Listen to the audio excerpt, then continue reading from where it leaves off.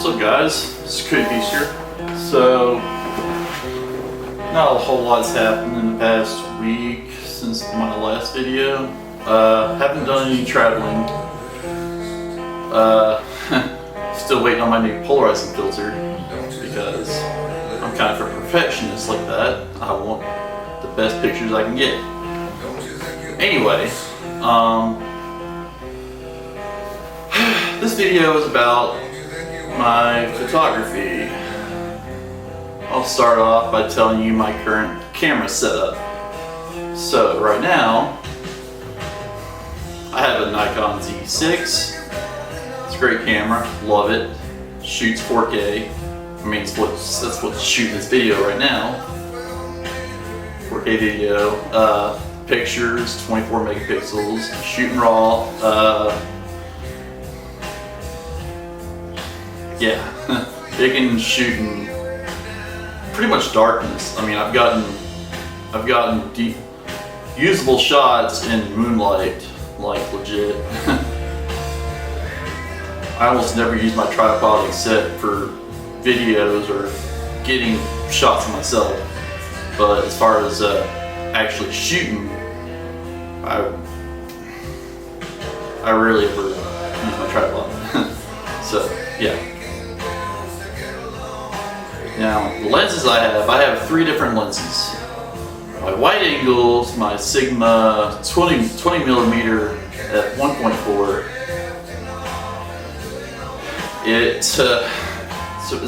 It's pretty wide. My camera's a full frame, so 20mm is definitely a wide angle lens. It's kind of bordering on ultra wide. It's not super ultra wide like, say, the ultra wide on my phone, which is supposed to be like an equivalent of 13mm. Anyway, it's decent. It's pretty wide. Someday I'd like to get the Sigma 14mm 1.8 because I was kind of spoiled by the ultra wide of my phone.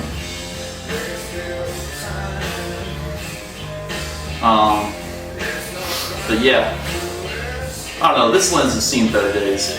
Definitely, it has some slight autofocus issues where, like, if it's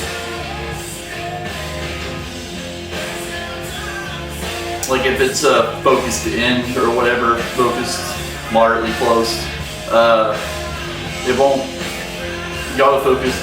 go back out, or it struggles to do that. And I have to manually turn the focus.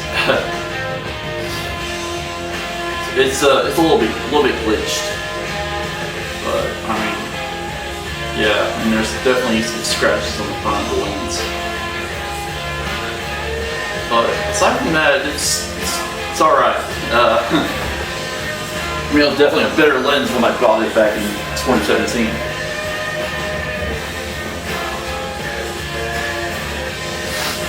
Yeah. This lens, my 20mm,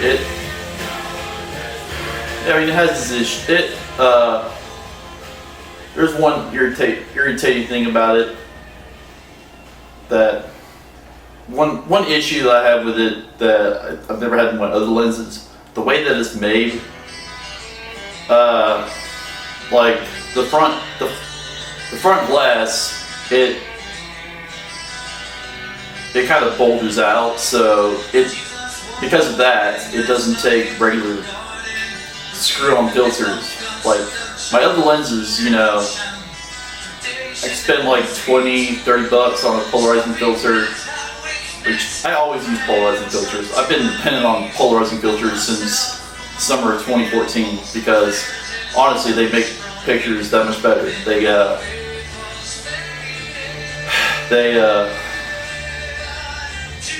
Polarizing filters, they will like change reflections, makes blue skies bluer, but also it gets rid of the reflections on the leaves. It just, like when you get rid of the reflections on the leaves, it makes it look more vibrant. It just looks a whole lot better. I mean, generally speaking, my pictures look more dramatic. It just looks, I love the effect. So, when I lost my polarizing filter, see, this lens requires like a special filter holder. It's pretty large. Filter holder and a special large square glass. And that's not cheap. I mean, legit, it's not. Like, the filter holder and the glass itself, $200. I had to order a new one after I lost mine about the middle of June. Or, no, it's still freaking June. I'm done this month. But anyway, yeah, I left it on top of my car. I don't know if I mentioned this in my last video. Pretty sure I did. In fact, I know I did. Whatever. Yeah, I lost that filter because I'm a dumbass. And finally got to, like when I got paid last Thursday, I ordered a filter holder and the filter glass. The glass came yesterday. Like, they were both expected by no later than tomorrow. The glass came yesterday. That was a nice surprise. But unfortunately, the holder, that has yet to come. In fact, the asshole who sold it to me hasn't even bothered to ship it. That's right. So, I have no idea what's going on. I messaged the seller yesterday. I was like, what's the holdup? You know, I need it. I mean, because Thursday is the day that I'm gonna try to go to Canton, North Carolina, hit some of the high mountains and all that. Canton's part of Haywood County. There's a lot of great scenery there. I was totally gonna get a lot of good pictures there, but I don't want to settle for more pictures without my filter. I just don't. So I know the kind of pictures that I would get if I had the filter, and they just wouldn't be as good. I'm kind of a perfectionist like that. I need a freaking filter. But yeah, so if I don't have the filter by Thursday, that's just not happening. Yeah, not settling. Not settling for okay pictures when I know I could get great pictures. I mean, sure. Whatever. Anyway, so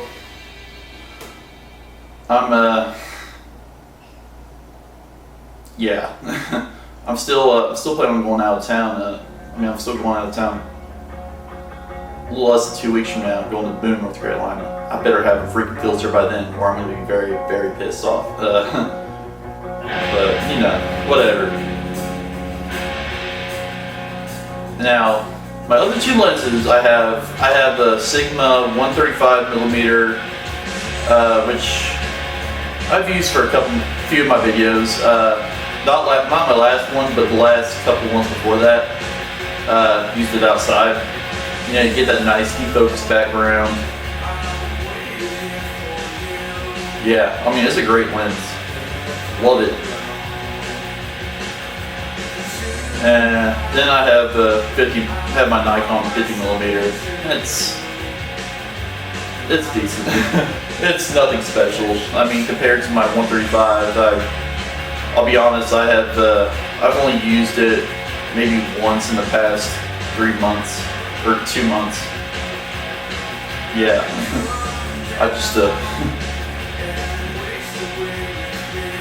I don't use it very often. So it's mainly my 135 and my 20mm that I use all the time. So yeah, someday I'd like to get the Nikon 400mm f2.8. I know that's gonna be a big ass lens. It's also a big ass price. It's like several grand, but it's a really good telephoto, and you know you're going to get that defocused background, that focal length. So yeah, I mean that's a really great lens whenever I can afford it. Who knows when that will be. I have the Zero Sugar Baja Blast. They finally brought it back. As soon as I get attached, it'll be gone again. I'm already attached. Anyway, so now that I've told you my camera setup, let's go back to the beginning, where it all started, my love for taking pictures. Now, I think it kind of goes back to the summer of 2008. I just turned 17, and I had my first laptop. Now, at that point, being a photographer, that never even crossed my mind. Photography, didn't really care about that. I like capturing memories. I had a little crappy webcam, on the laptop, which, oddly enough, the webcam, that's one thing that has not changed in the past 13 years. Laptop webcams still suck. They're just as bad as they were then. But yeah, I used the webcam all the time. I was either getting pictures of myself or whatever, getting quick videos around the house, carrying around my laptop and get videos. I didn't really care about the quality. I just cared about capturing memories. And thought to myself, you know what? Someday I want to get a camcorder because I want to get like a lot of videos, a lot of home videos and stuff. That takes me to the spring of 2009. I was working on a project for my grandfather to earn some money from him. He did some like drawings for I don't know, global warming or stuff or whatever, which I could not care less about, but but anyway, basically he had the drawings and I had to like digitize them, which I did. Took me a while, but because he had a lot, but yeah. And I think I made about $200. Anyway, so I thought to myself, like, now I can finally get myself a basic camcorder, nothing special. I mean, I knew I wasn't going to get like an HD camcorder at that price, not in 2009, maybe now, but definitely not 2009. But I didn't care. I just wanted to get some decent home videos. Something that's a little bit better than the webcam on my laptop, at the very least. Then I went to Best Buy with my dad, and saw a little point and shoot camera. That took video and pictures. And I was like, what the hell, I'll just get that. I mean, it does video too, so, it was nothing special.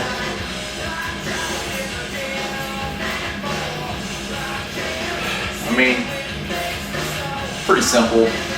At 12 megapixels. Now, that camera, like the few point shoots that followed that camera,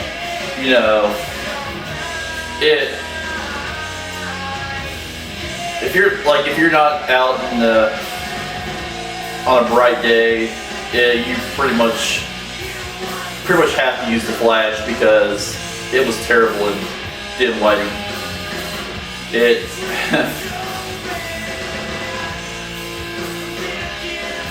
I mean, it's not like the camera I have now where you can see in the dark. I had to rely on the flash. It was, yeah.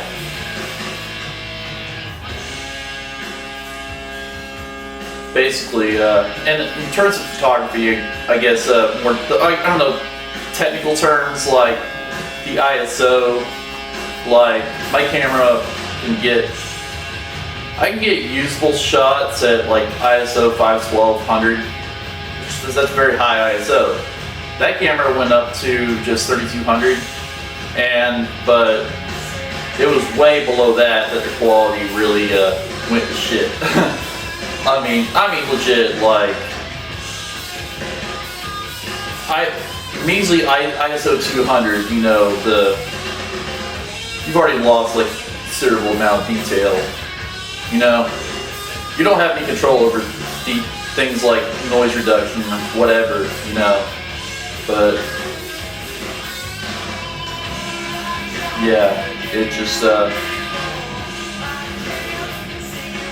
like, it was, I basically had to keep the ISO very low and have the flash on whenever I was inside. Yeah, so. But at that point, I didn't really care. It wasn't a big deal to me. I wasn't going for artistic type shots or even anything significant. I was just capturing memories.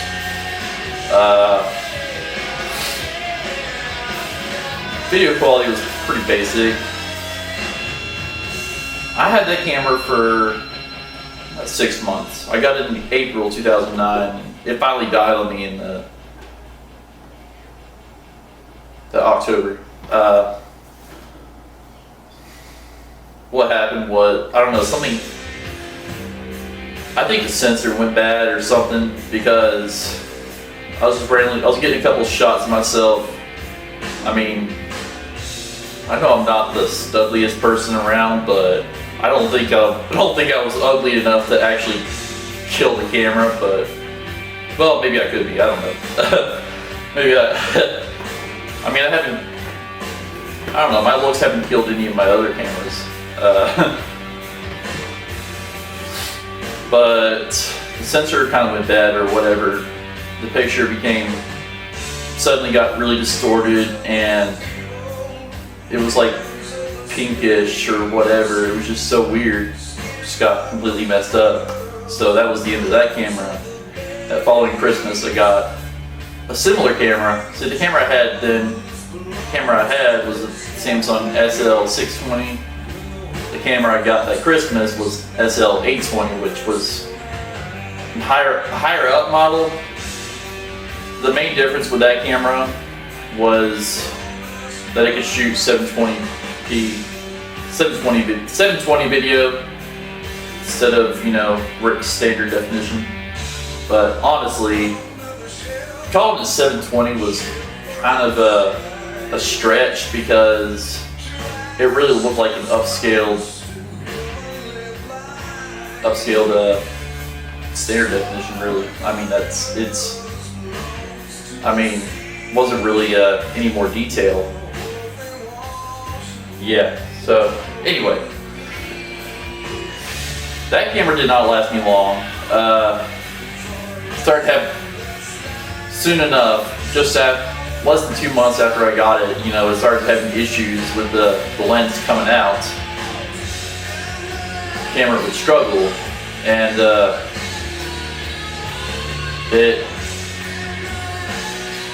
you know, by that March when we had a decent snow, that camera was done for. And later on, like that May, I got another one, and surely enough, that one started having issues with that as well. It just by the middle of that August, you know, that camera was also done for. Lens would not come out, so I couldn't take pictures or do anything.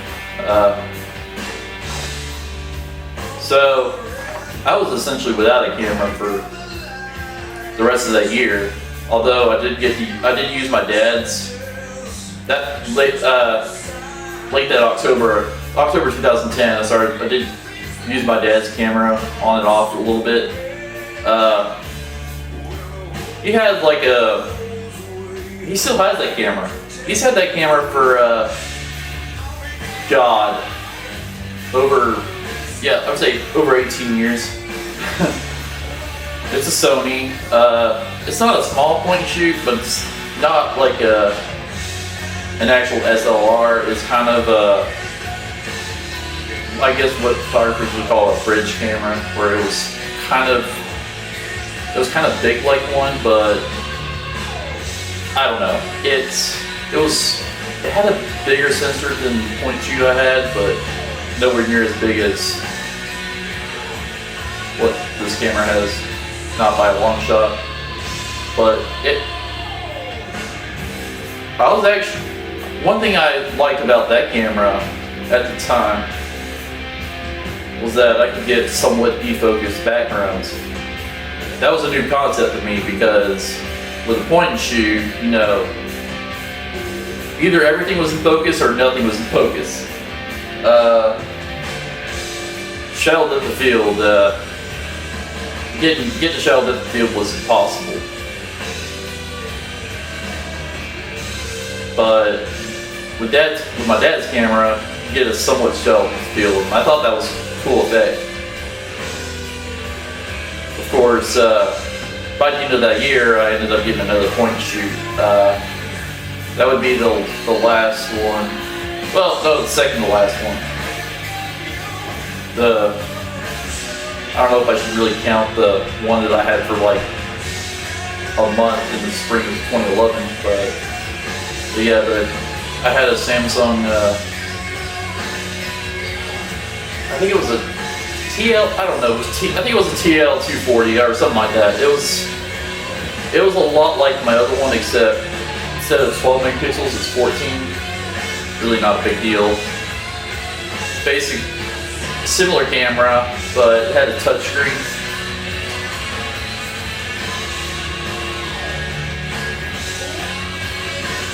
I soon discovered that I could get a somewhat shadow depth of field if I zoomed in, because one thing I eventually learned is that focal length plays a big role in the depth of field.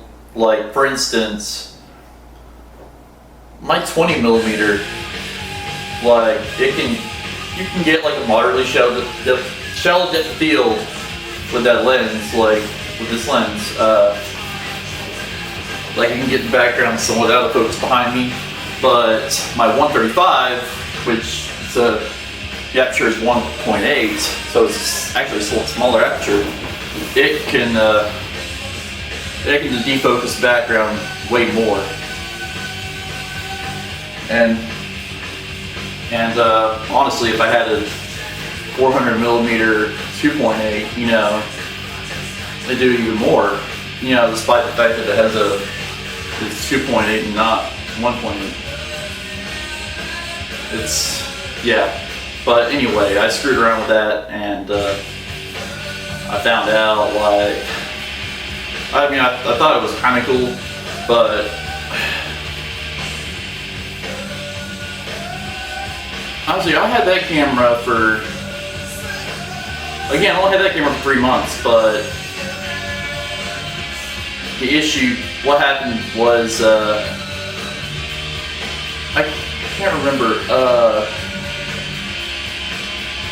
it got knocked off the table. I mean, it didn't have any lens issues up until then. But it got knocked off the table. I don't know, I was hanging with a few friends or whatever. I think I just had it sit on the table. I just had it propped on the table or whatever, so I could get a picture of myself, because I was at school. So I was still in high school. Senior. And yeah, one of my friends kind of accidentally knocked it off. You know, I mean, she felt bad about it, but you know, yeah, that camera was pretty much done for. Then I briefly had another point and shoot that was kind of an older one. It was nothing special, but either way, that summer 2011,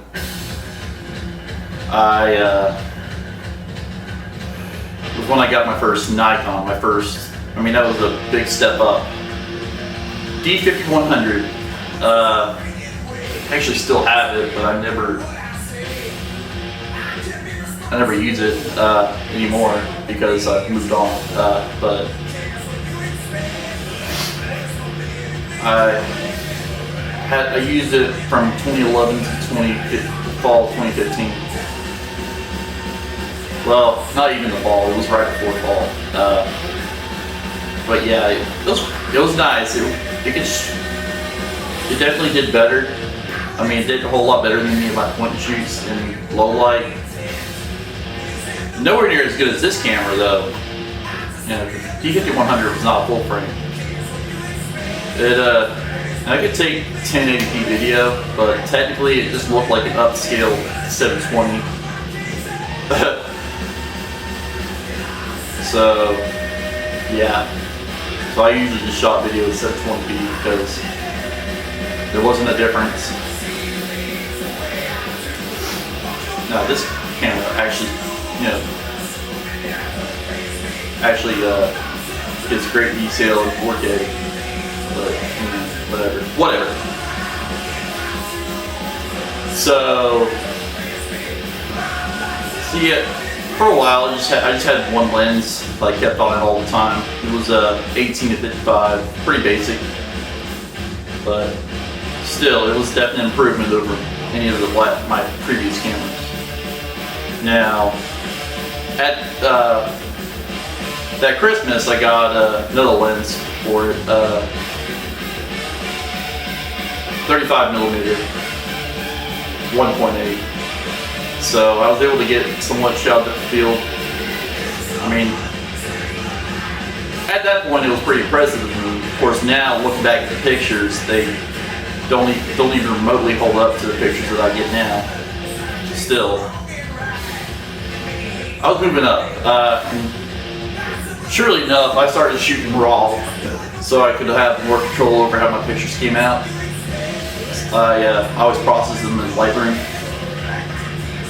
so I was no longer just getting JPEGs straight off the camera. I was no longer letting the camera do all the work. I started shooting raw and processing the pictures myself.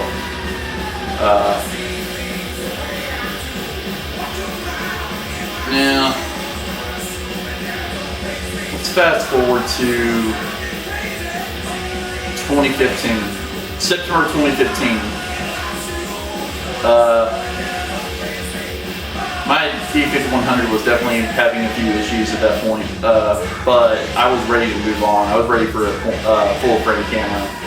So that was when I got a D750, 24 megapixels. I had that camera. Well, I technically still have it, but it's now got issues as well. I used it from 2015 through early last year.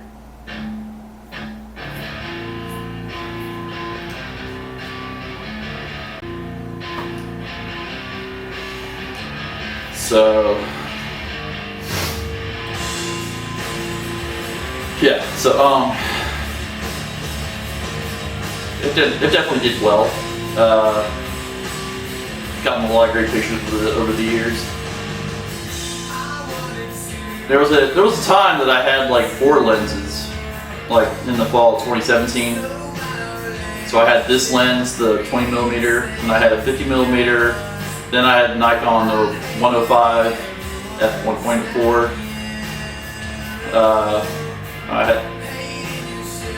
Of course, I dropped that lens and damaged it in the fall of 2019. But got it fixed briefly last summer. But after 2 months, I dropped it again, And well, yeah. But yeah. Anyway, and the other lens I had was Sigma 120 to 300. That was the same thing happened to that lens. It dropped in 2019. I was not able to get that one fixed. So now I just have 3 lenses right now. Sigma 135 1.8. Got that this spring. Actually got my second one. The first one that dropped damaged as well. Because I'm cursed. Got bad luck. This one I have, the one that I have now, I haven't had any issues with. Haven't dropped it. I've been pretty good about taking care of it. So now, people, you know, especially with all my traveling and stuff, you know, going out and taking pictures, you know, people seem to be impressed by my photography, but, and, you know, they say that I should, they've told me that I should, like, they've asked me why I haven't pursued a career, and I'll tell you, because, well, because no one ever takes me seriously. Well, I mean, that's part of it, but I mean, there are too many photographers out there. I'm not competitive. Like, I've always done things at my own pace. I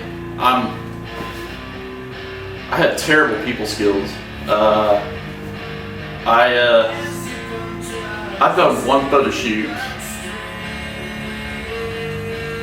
Wait, no, okay, so I've done 2 this year, which is actually the highest it's been in a very long time. But still, I just, people don't really take me seriously, so I'm not able to make money. That's why I'm trying to pursue a career in something else. Just do this as a hobby, because I've never had any luck making actual money. People told me totally suggested I try to sell our pictures, and I have tried to sell them. I have a site up right now, peacephotography.darkroom.tech. I have a lot of pictures up there, pictures from my recent travels. I've posted it on Facebook, Instagram, Snapchat.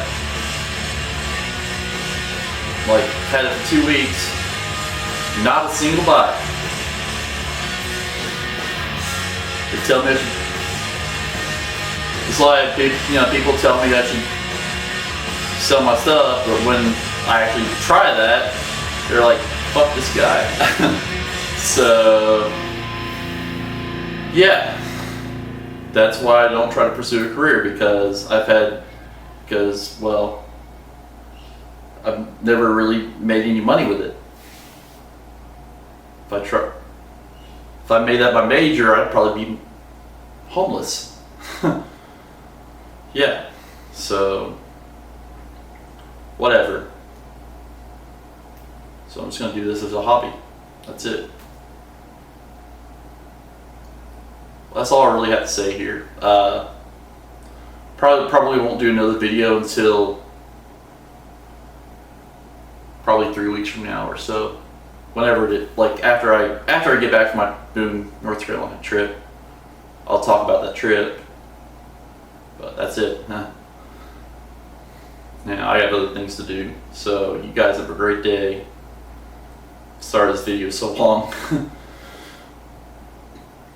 Yeah.